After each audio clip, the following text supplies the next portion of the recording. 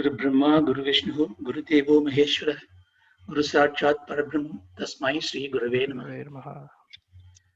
Sakana Vavadu, Sakana Punattu, Sakavidyam Karavavagai, Tejaspina Vavidamastu Makshavagahi. Om Shanti Shanti. Namaskaram. Namaskaram. See, Narajanmam Durlabham, they say. Human life is so precious, so rare to get.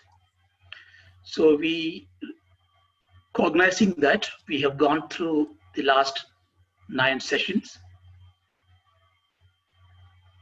to realize, as Balaji just now saying about the value of time, that this rare human birth should be utilized for the free will of Purushartham, where we can actually set up an objective and go about it.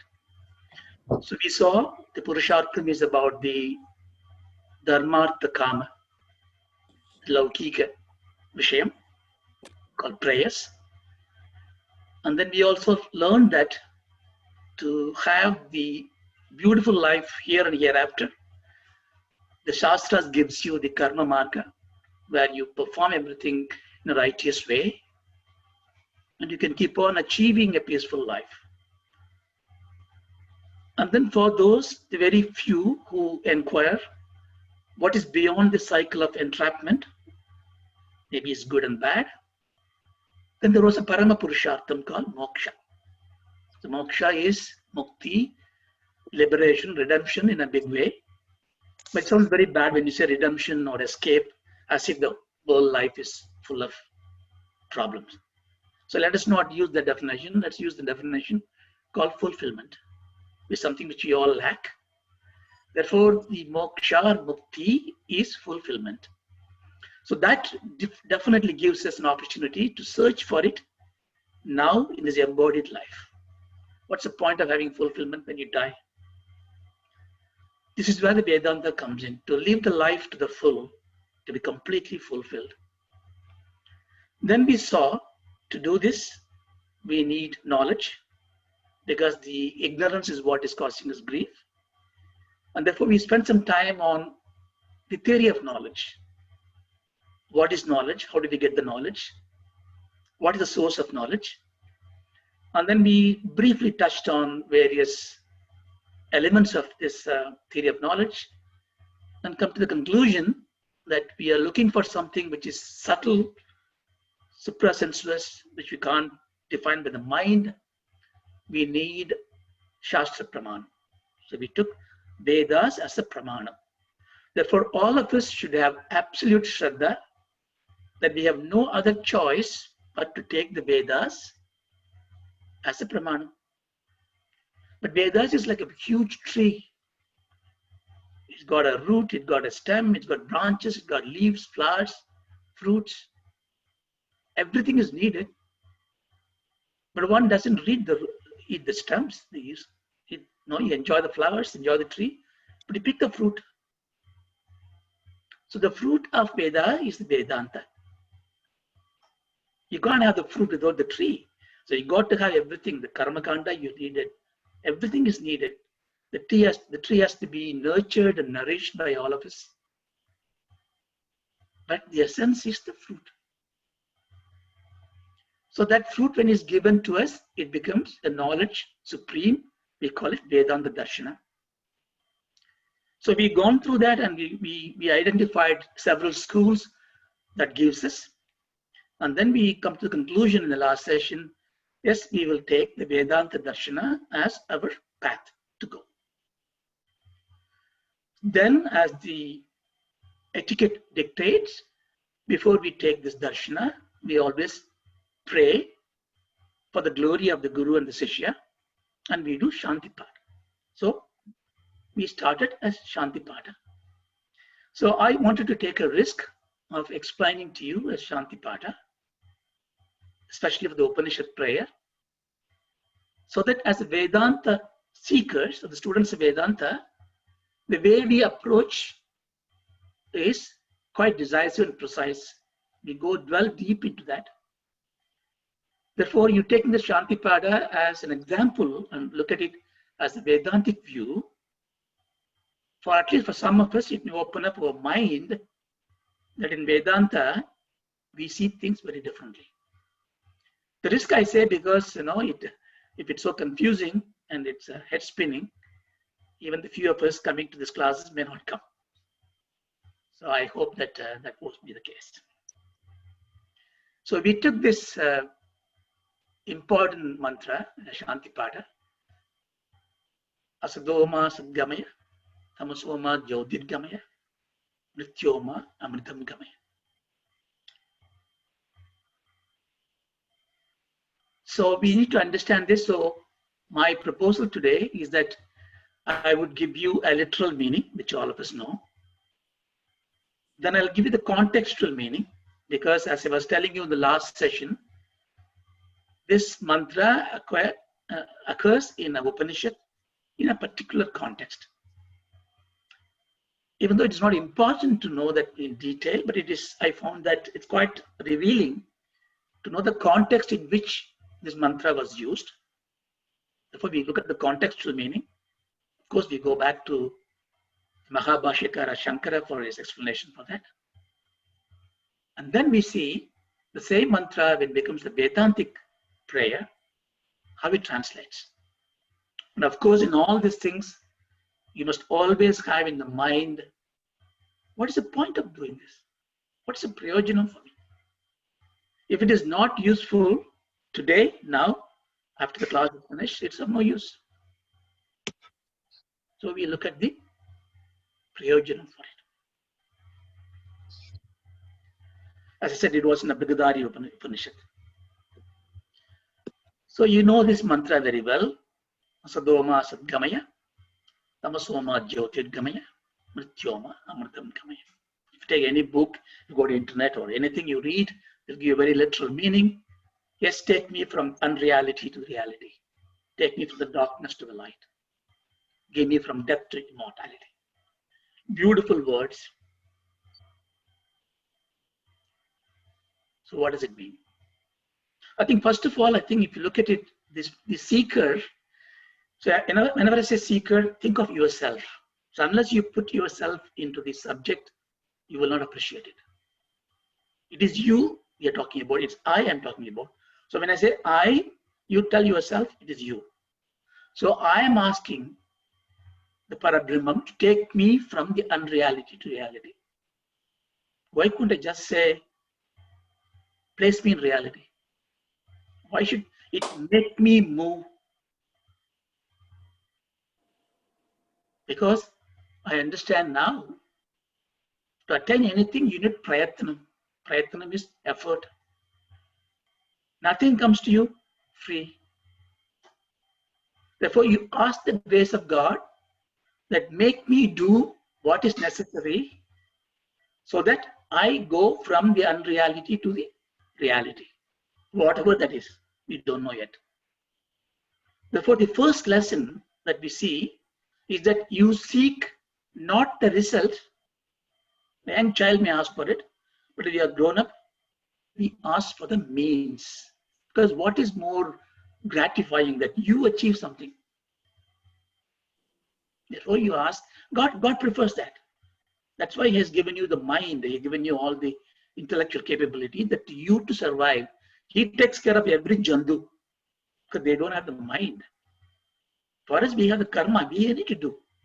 So instead of asking God, give me that, give me this, we must ask, give me the jnana vairagya siddhyatam, so that I can do what I need to do.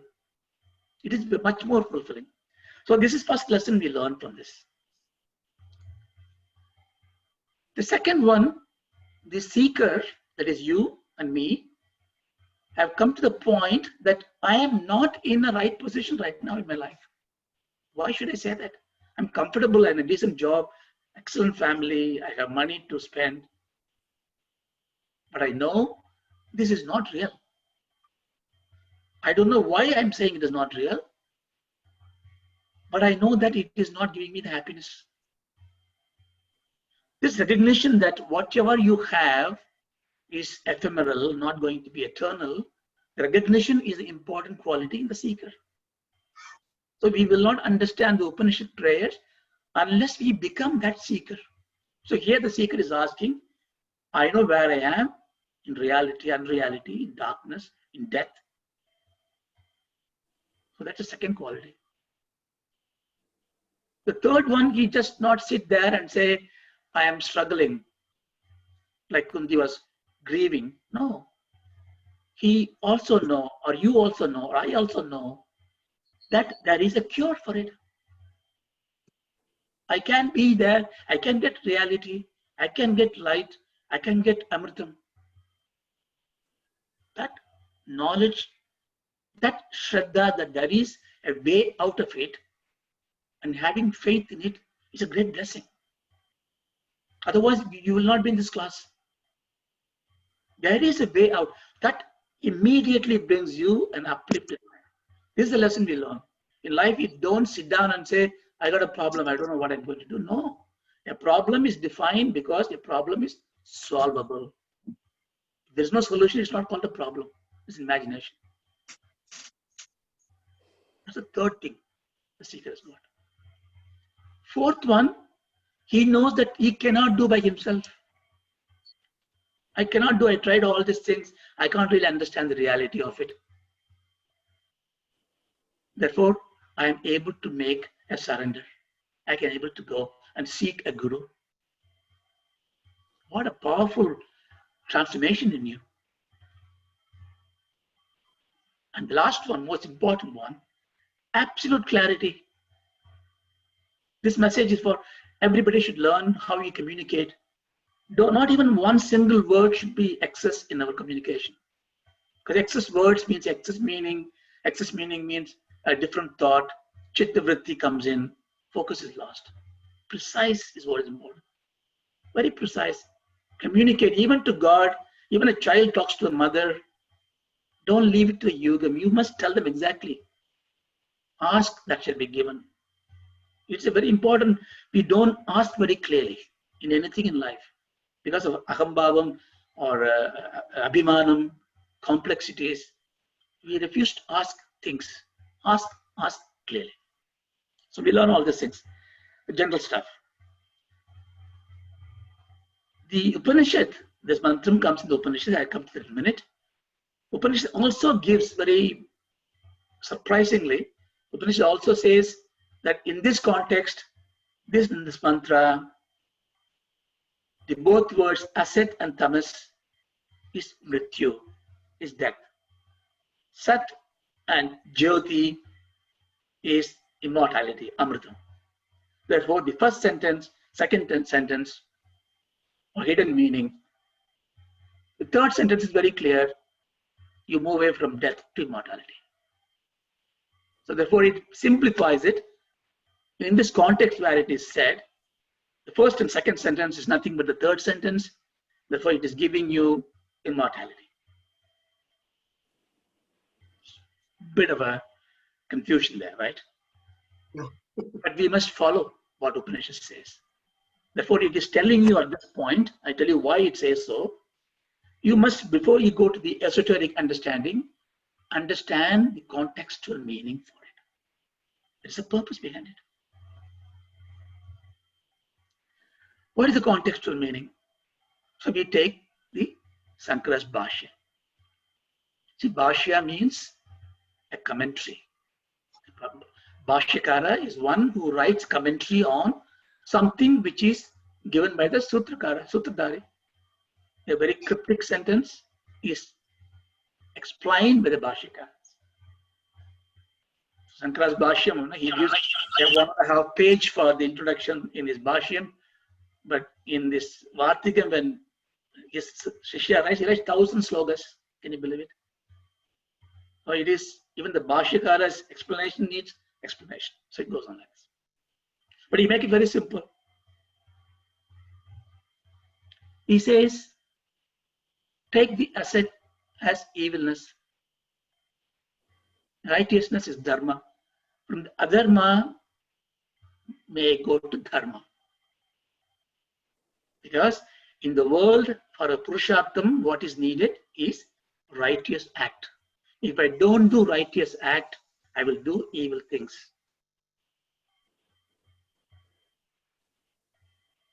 So therefore, he says the first mantra in contextually, Asatoma Sat, take me from evil to virtuous thing. Take me from adharma to righteous dharma.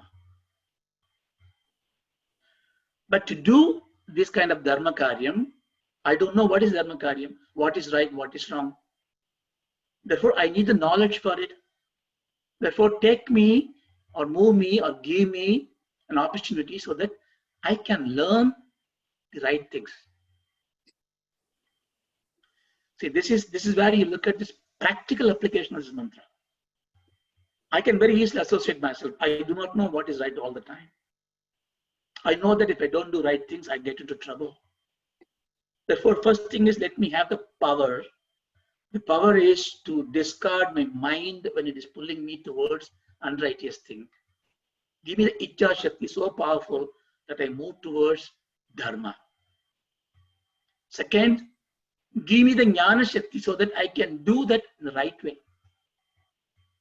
So that means put me in the company of good people, satsang, so that I can understand it. But what he beautifully says, everything else we do, asadhana. Asadhya means, we say in a colloquial way, asadhya means something which is unbelievable. Asadhya means something which happened to you without your effort. Anything that you get without an effort is asadhyam. Sadhyam is where you try and get. You must use a sadhanam. Sadhana means then you must have the right prescribed way. Anything you do without the prescribed way and you achieve, Shankara says, is mrityu. Which means if you do spontaneous activities without any scriptural diction for it, you are doing sadhana, sadhyam. All our life is wasted without going through any dharmic way is mrityu, because it puts you in action which will just accumulate vasana. One day the body decays. We will talk about all this when we go to the Vedanta Darshana. You go on a series of samsaric.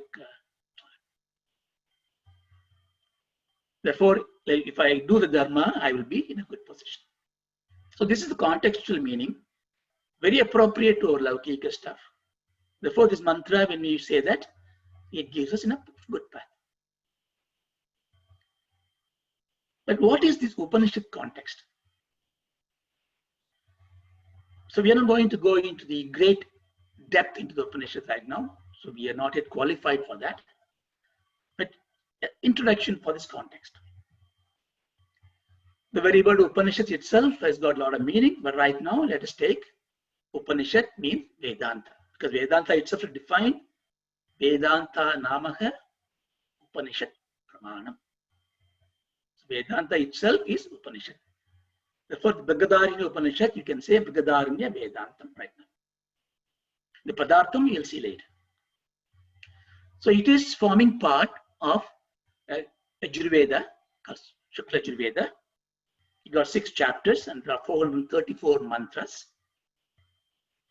This very important Upanishad, Brihadar Aranyaka. Brihad means big, Aranyaka, like a forest. Now I said the Veda is like a tree, but it's like presenting a huge forest of knowledge. And it's a very important Upanishad. It contains the Mahavakya called Aham Brahmasmi. This is something where we want to reach, that I am that Brahma. It also has a very beautiful Shanti Path called Purnamida. It will give you another head spin, and we will definitely take it in one session. So this Upanishad is where this mantra occurs. Very quickly, this Upanishad has got 3 chapters,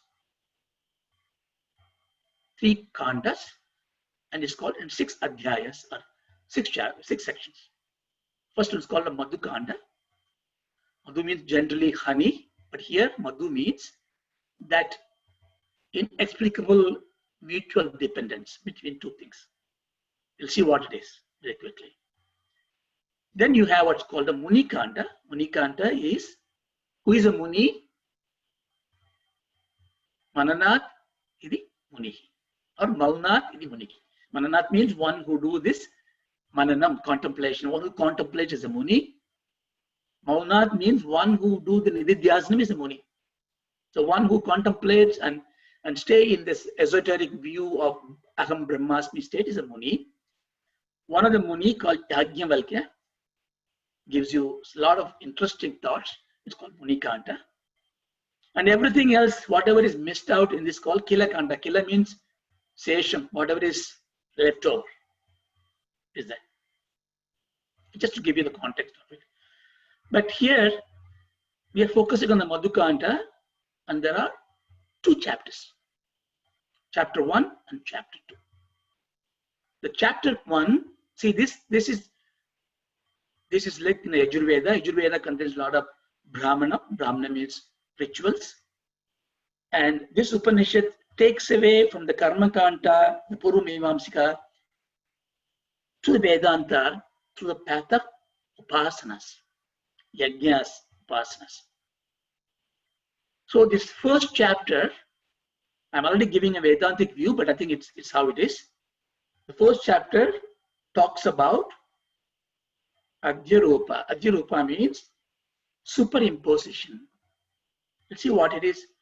I think you must catch all those words, because I also sent you some quiz, not for wasting your time, but it is very important to hold on to the words, because we cannot remember all these concepts, but if you hold the words, Vakya Vritti talks about Patha Vicharam.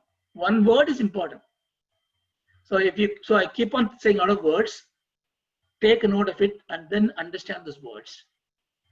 Adhyaropa is superimposition. Apavada is negating that. It is not. So it is something which you have to bear.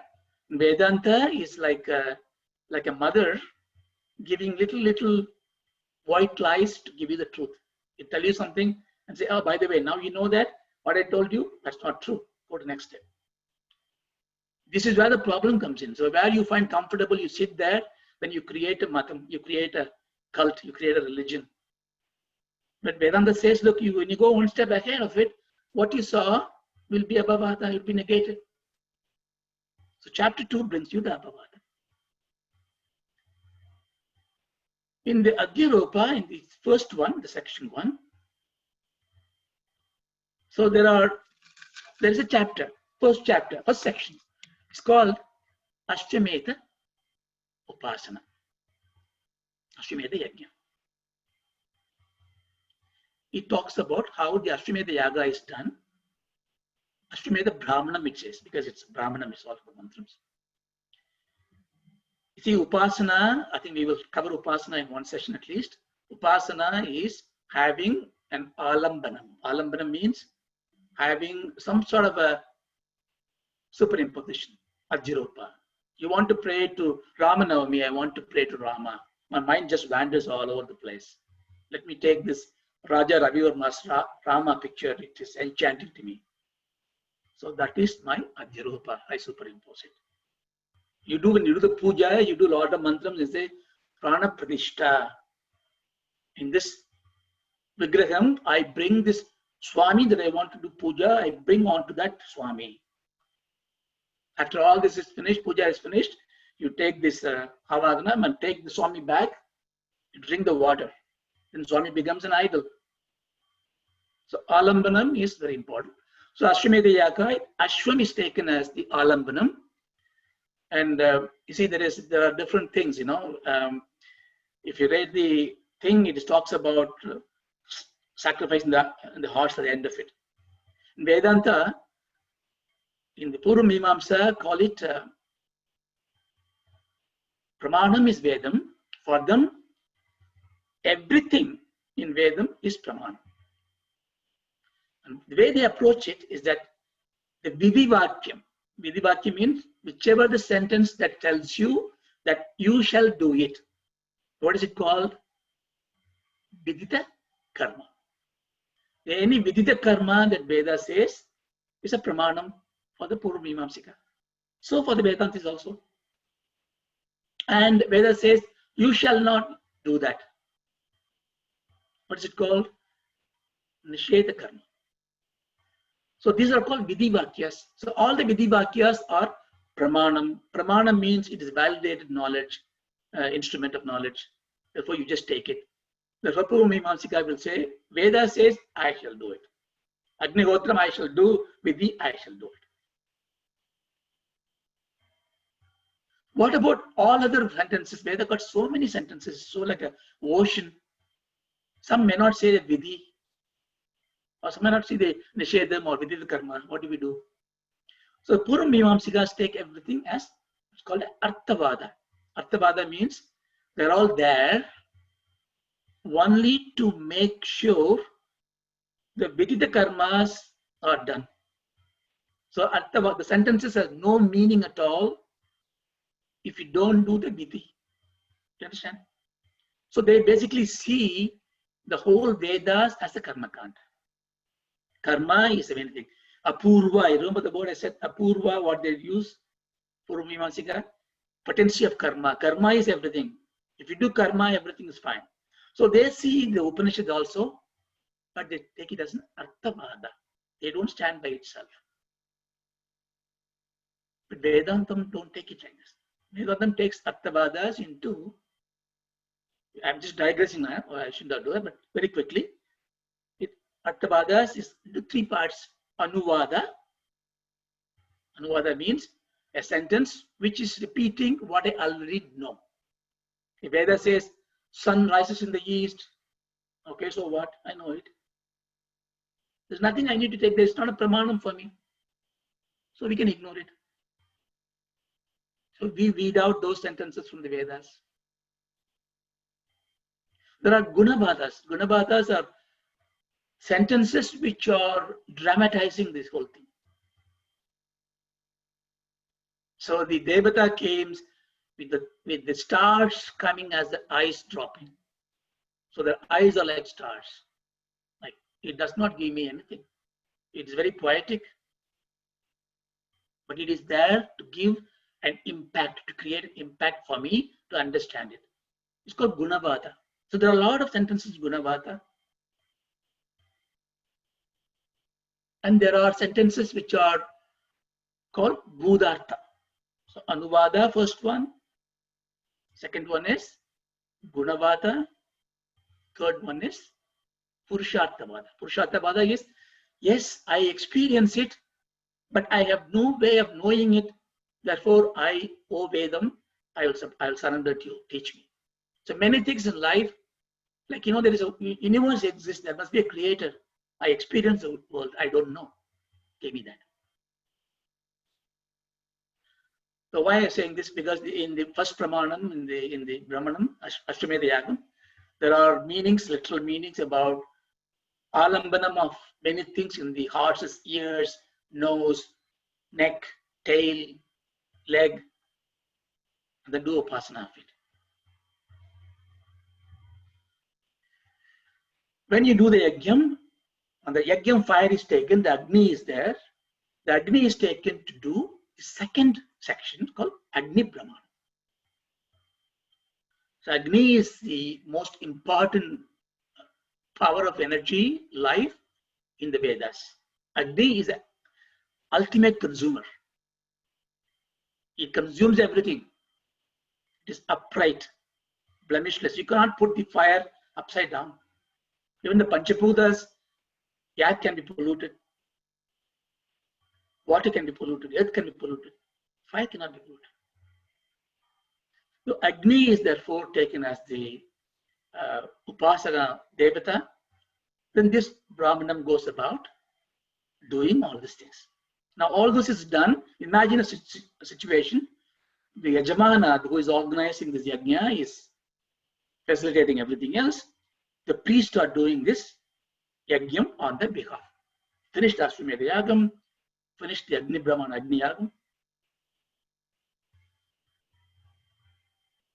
These two together is called Virat Upasana.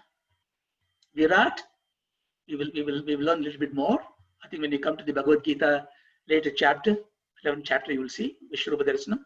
Virata Purusha is the Like, no, I am a person now. I am limited by 5 foot 6 inches, 7 inches, or whatever. That's it, I am. But imagine a jiva which is cosmic. It spans from the lower earth to the upper earth to heaven. Huge being there, covering everything, gross, you can see. That's Virata Purusha. So here, the Upasakas is praying that let me be all that powerful. So what can you think when you are in a very gross way? What can be more powerful to you? So and the child will say, I want to be like father because father controls the house. Or I like to be my teacher. Or I like to be my office manager, my CEO, the president of the country, maybe the president of the biggest power. Or if the whole world is one country and I want to be the ruler of it. The whole universe is one, I want to be one. That is Virata Purusha. So the very thought of worshipping something, see, when you worship something, you become that. You know, the guy who deals with the monkey all the time, you know, they say in Shastra that his face will turn into a monkey because he sees the monkey all the time. Between husband and wife, when the anyonyam is there, the husband's face will come some wife's face and vice versa. It's a dangerous thought in my house if I do that in a light way. So this upasanam is to bring what you manifest into yourself. Therefore, when I do the upasana to my Virata Purusha, my mind expands. You understand? So this is what it is. So everything you do is not. So if you go there with the Kama Purushartham, I do the yajna because my son needs to pass the exam. It is how silly it would be. So this is upasana done. The third one is the important section where we come to the context called Udgita Brahma. Now I've done this one. The Upanishad now takes you away from the gross part of the hearts there. You worshipped it. Now I took the little bit subtler one, the fire to the upasana. Now little subtler is fire has got a form. Without a form, the next subtle energy is the sound. And what is the best sound in this world, the universe? The Omkara. So the root Ud means Omkara, from which everything is Utpatti. Everything comes out of this Om. So Gita means sound or the resonance of the music. So Udgita is the way the Pranava Mantram is resonating in the universe. In a very gross form, how the Samavedis sing the Omkara Pranava. So this here in this Upasana, the Omkara is Upasana. But what is the subtlest energy that we can't see, but we experience? It cannot be water. It cannot be any idol or earth. It cannot be the fire because you can see the fire. What is that? It is the air. You can feel it, you can't see it. The most subtlest part that where we can reach in a gross form. So prana is therefore taken for the upasana. The only reason I labor this point because when you go to the Yoga Shastram, you come back to the prana. When you do this Upanishad Vicharam, you come to the prana. The prana is the most precious gift that we normally ignore. We don't ignore how often you think in a day, I'm breathing. Never. It is there, like a clockwork. This is the reason why it says Atma Jnanam is so trivial, but you don't look at it. Prana is a Sutradhari. Prana is the most important part to understand. Prana is your own form, the most grossest form that you can feel and touch. Therefore, Upanishad says, fine, you've done all these things, come back and worship the prana. We still have this kind of a cosmic view. Therefore, Upanishad tells you, okay, instead of Virata Purusha, Virat is the gross form, I told you. So Krishna expanding into the universal form of it. But that is not Paramatma of the whole part is only what Arjuna can see with a special faculty of it. The gross form, as every gross form will disappear. Because gross form got a limitation unless you do not define. And there's a subtle part of it, there's a conscious part of it. That's called Hiranyagarbha. So in my thinking, your thinking, I am there, my consciousness. And if the Virat Purusha thinks, that is Hiranyagarbha. So he is shifting from the gross worship to the subtle worship. In you, in me, it is the prana. In the universal form is Hiranyagarbha. You do Sandhyavadana, Hiranyagarbha, the Bistam, Hema Bijam. So we say that one. Hema Bijam, Hema is the golden egg. And Bijam is a gross. But Hiranyagarbha is the consciousness part of it. So this Upasana is what? Being. Why I say this? Because in this Upasana, we come across this mantra. But this, the way the Upanishad says, in a very beautiful way. It glorifies the prana. I'm again digressing, but I think it will be very useful to do this one. All the major important thoughts we may not comprehend very quickly. Therefore, there's the Gunabhata is placed. Imagery is brought out. So here, the Upanishad talks about a perennial war, battle between two forces. What are the forces? Deva and Asura. Where is this battle happening? Within ourselves, in this body. You know, generally Deva is defined as a illuminating energy. But I think Shankara gives a very beautiful definition. So he says, Deva here in this context is Sastriya Jnana Karma Samskara Yuktam. Deva. Very simple.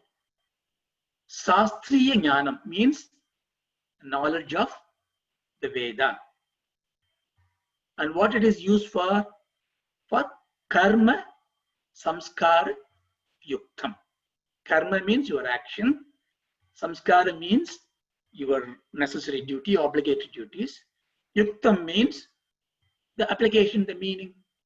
So if you use in your life for all your action, the Shastra Jnana that you get, then you are influenced by Deva Shakti. You get Tejas, you get Devika Sambat. But if you do not do this, so what would be the Asuras then? Very difficult. You can even create the definition. Swabhavika, in your own swabha, in your own nature. Jnana Karma Samskara Yuktam Asura. So for example, if morning you get up, I want to go to the Sanskrit class because there is some good lectures there, there's some good Vishya, Sat Vishya is there. You want to go. But your mind says, hey, wait, this you can come anyway, it comes in a recorded form. You can listen to it leisurely. Let's not do that. Let's go and do something else. That is Asura Sambat. No matter how many times you record it, read a book, it is not same as listening and being in the satsang. It's very important. The material effect may look same, but the instantaneous effect of the sound of it, the moment of it is very different. Don't get me wrong. Of course, I'm not saying complaining that everybody should be there. But what I'm saying is, the Asura Sampat is anything that is dragging you away from the Shastra Jnana. So this battle happened in this Upasaka. So what the Devas say, these Asuras are coming and dominating you, or dominating me. So I go to my Indriyas and tell the Indriyas, look, don't take this gross form of defense. I have learned this one from the satsang. Udgita is a great song. It's a pranava mantra.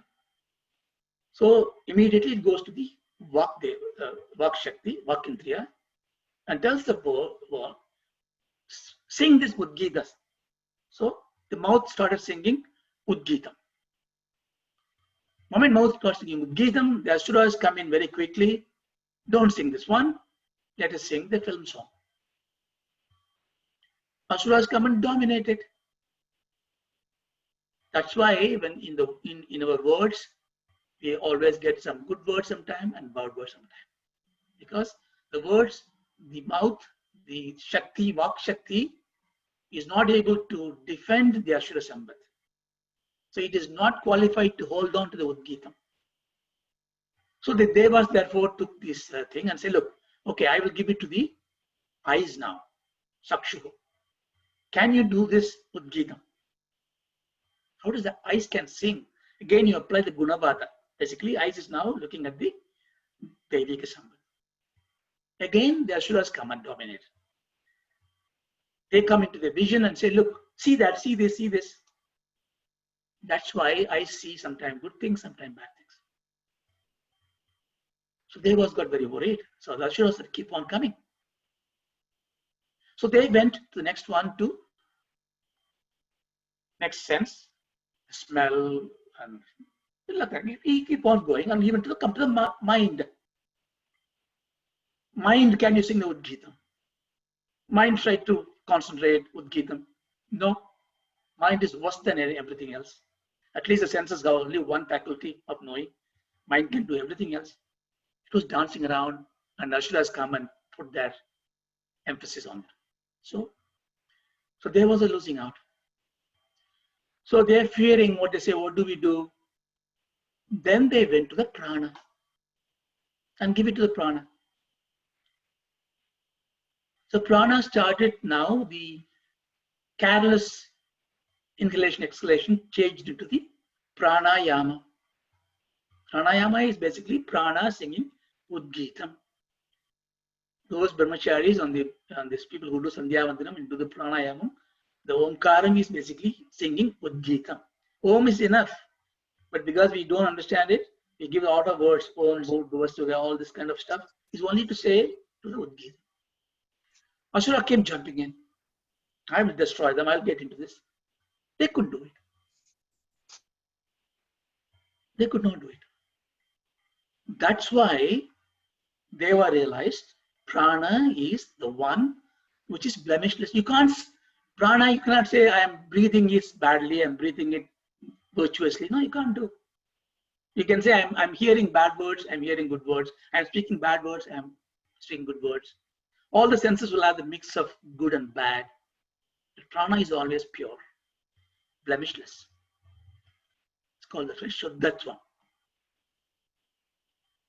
So therefore, cherish the prana. The lesson that we learn, the prayojanam we have, the prana that we have is to be cherished.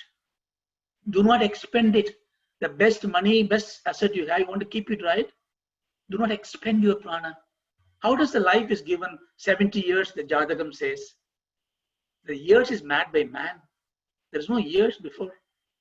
How come the Jatagam says 70 years? Scientifically look at it, the year itself is made by the man.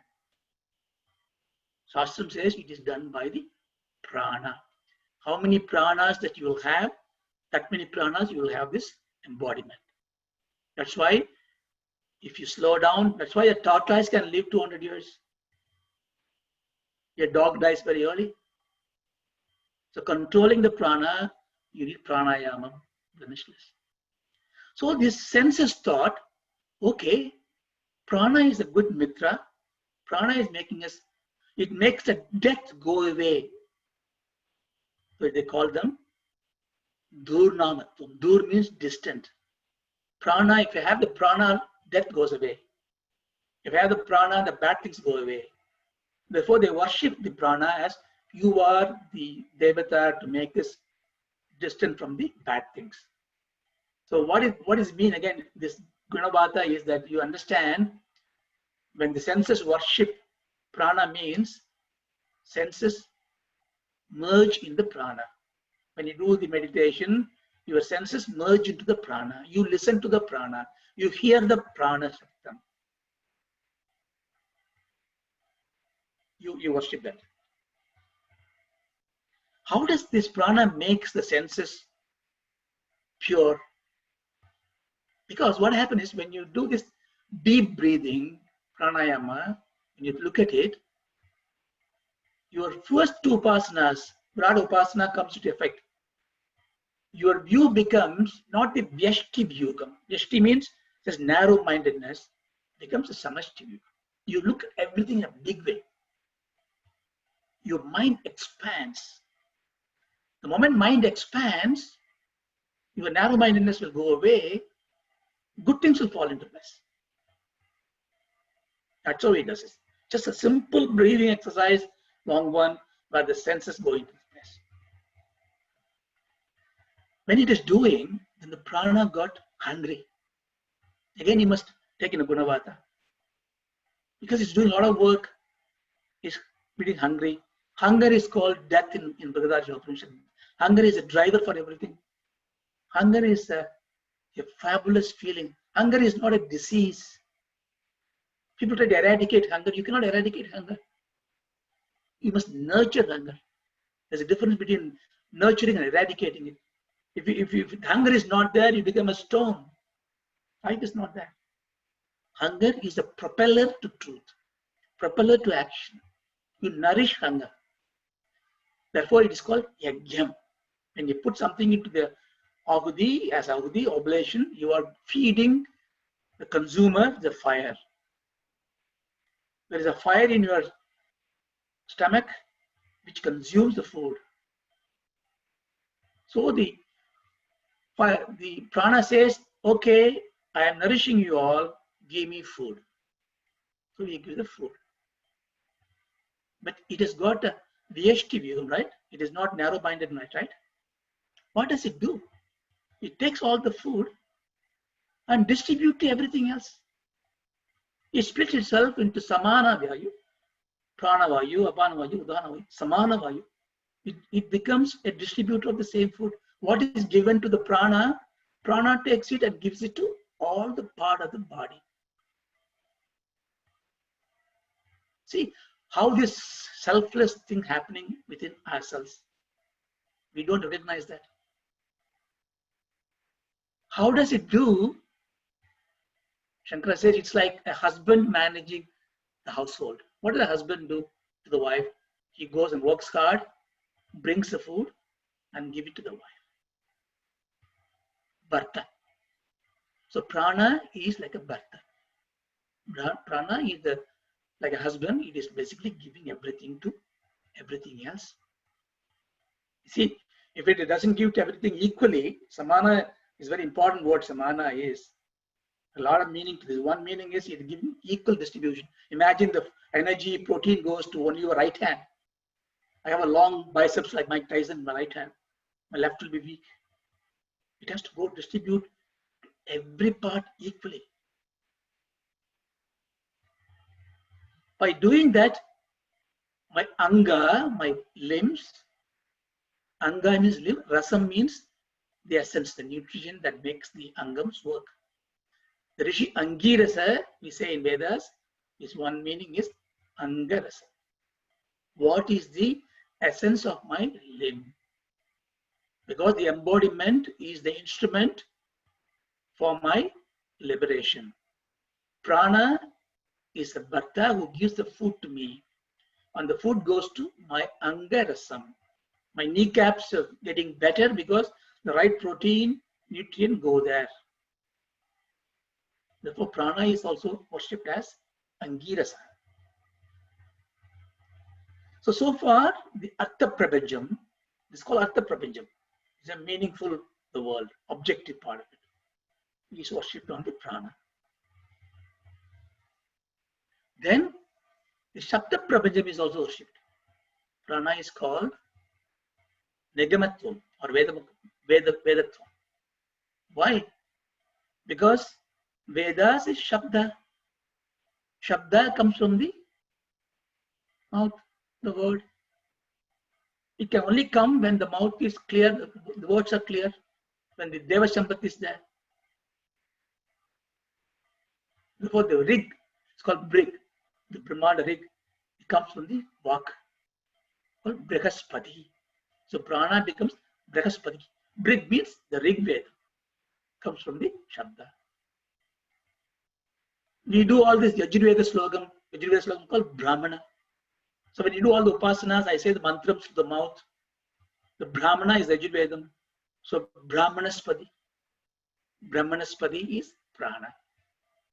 So you see, now prana becomes a Rigvedam, prana becomes a Yajurvedam.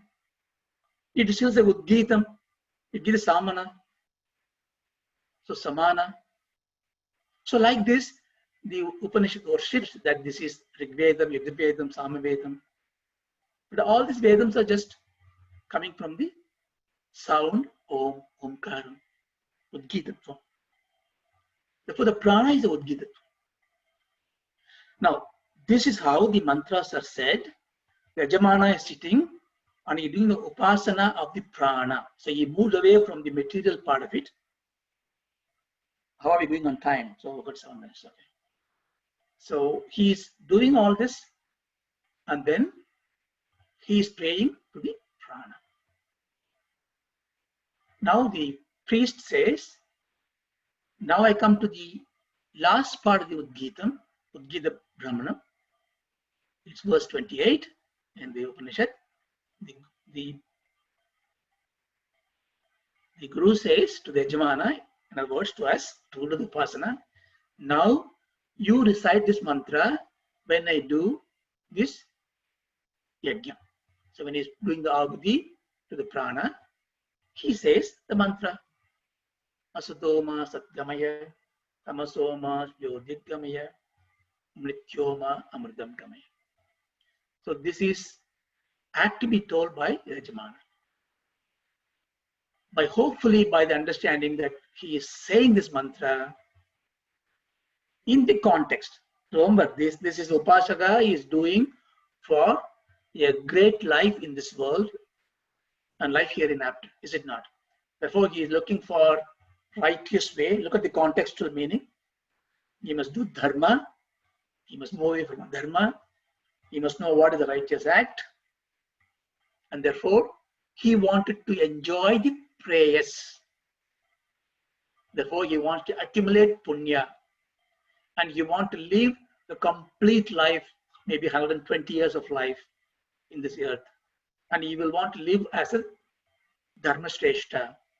For that, he needs the prana to be the key, the underlying substratum for it. And he understands the glory of the prana, Shuddhatvam, Durnamatvam, and etc., etc. And therefore, he now realizes that if I do this upasana, then I would move from the asat to the sat.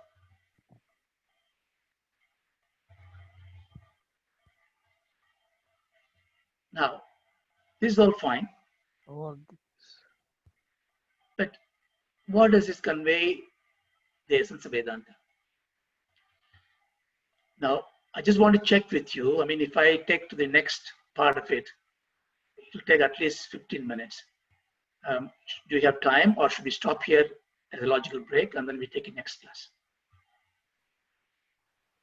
I think if it is a logical break, I think better we stop here for the day. Yeah. Okay. So far what you have understood is that we have seen the Shanti Path, and we understood this mantra is taken from the Vedanta Upanishad. We took the literal meaning. We look at the context of it. The context is Upasana, and look at the contextual meaning. And this is more important as we close. Every time now, even though I have not understood the Vedantic part of it, maybe the next session we'll understand, but at least now I know when I recite this mantra, I seek that I move from adharma to dharma, that I be associated with righteous company for the righteous act. By doing that, I would overcome death. I do not know how, but I will learn that I will overcome that. That's where we stop today. Om Shanti, Shanti, Shanti. Thank you. Thank you, Raja. You've given a very nice Thank you. overview of the whole of Vrihadaranyaka Upanishad. And knowingly or unknowingly, we have been ending each of our class for the last 8 years with this particular Asatoma Satgamaya for the last full period of this module. It's nice to repeat it again. Okay. Is it too complex the way I say, or is it okay? No, it seems easy for me.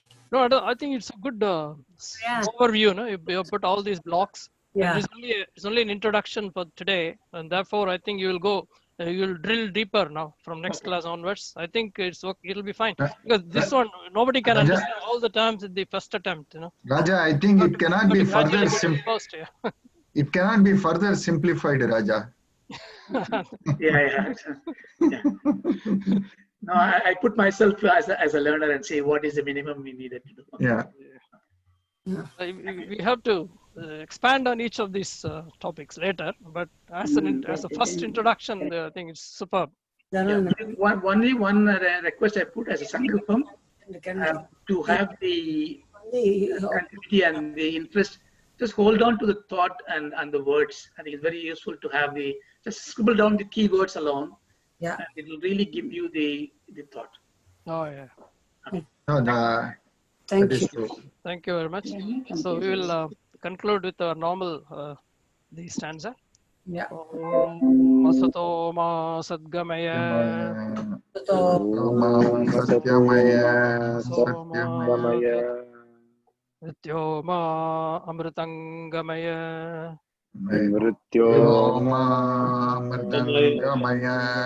Om Shanti Shanti Shanti.